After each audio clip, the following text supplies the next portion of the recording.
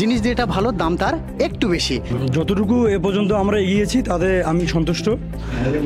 আমার মনে হয় যে আমাদের ফেব্রিকন ফ্যাশনের যে এমডি মহোদয় আছেন উনি অত্যন্ত পজিটিভ একজন ব্যবসায়ী। এখানে ব্যবসার যে অন্যান্য যে প্রতিষ্ঠানগুলোকে আমরা দেখি তারা যেমন অনেক বেশি দাম ধরে, তো আমাদের এখানে গত কয়েকদিন ধরে যারা কাস্টমার এসেছে আমাদের পণ্যগুলো দেখেছে তারা নিজেরাই মন্তব্য করেছে এখানে দাম অনেক কম, প্রায় অর্ধেকের মতো কম। আর পোশাকের কালার এবং সুতা মানে মিহি, তারপরে হলো মানে কোয়ালিটি সব কিছু অসাধারণ। এটা আমাদের কাস্টমারই বলেছে। আমরা তো আজকে ওপেনিং করব বলে গত কয়েকদিন সেল করিনি, কিন্তু হাজার হাজার মানুষ এসে দেখে গেছে যে কাপড়ের মানটা কেমন।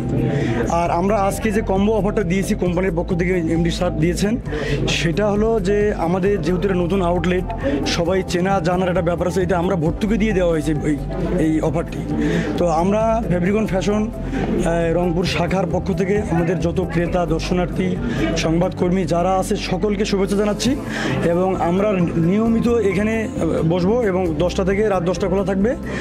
একই সাথে পোশাকের পাশাপাশি কেনাকাটা যারা করবে তাদের জন্য মাঝে মাঝে সারপ্রাইজ উপহার থাকবে। সেটা বই হতে পারে, গাছ হতে পারে, ফুল হতে পারে, অনেক কিছুই হতে পারে। সেটা আমরা এখনই সব প্রকাশ করতে চাই না। প্রতিনিয়ত আমাদের যারা ক্রেতা দর্শনার্থীরা আসবে তারা দেখতে পারবে এটা। একটা লাস্ট প্রশ্ন আপনার কাছে, যারা এই যে ছোট, আজকে তো আমাদের একটা বড় একটা আউটলেট ওপেন হলো রংপুরে, যারা ছোট ছোট ভাবে শোরুম দিয়ে শুরু করতে চাচ্ছে তাদের উদ্দেশ্যে কি বলতে চান যে আমরা আসলে মানে ট্রাস্ট আমাদেরকে করবে কি না, বা আপনার সাথে আমাদের যে জার্নিটা শুরু হয়েছে এই ফেব্রিকন ফ্যাশনের, এই ট্রাস্টের জায়গা থেকে যদি কিছু বলতেন।